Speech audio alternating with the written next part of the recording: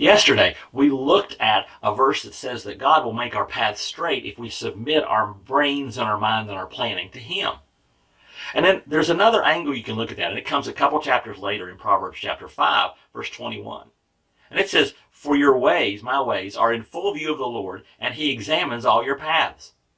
Well, that's cool. God's examining my paths. But there's a couple different ways I could take that. And the way that I take it, because this is how my screwed up brain works, is that God is watching my paths. My paths are in full view of the Lord, and He's examining my paths so He can catch me screwing up.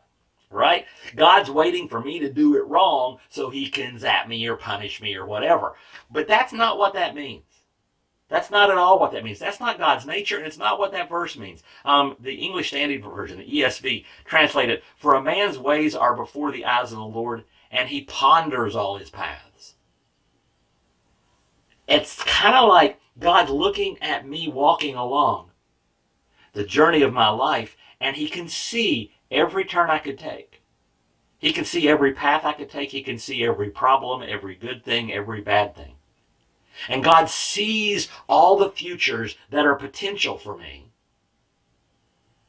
And He's nudging me to the right one, to the straight path. The path that will lead where He wants me to go. The path that will lead, John 10:10 says, Jesus says, "I have come that they may have life to the full."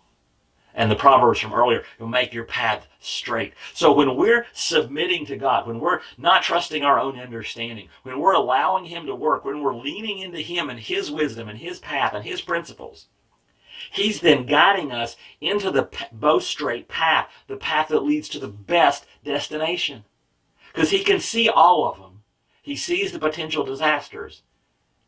And He's guiding us toward the good as we follow His principles. And that's a pretty good reason to listen to God. And that's today's Jumpstart.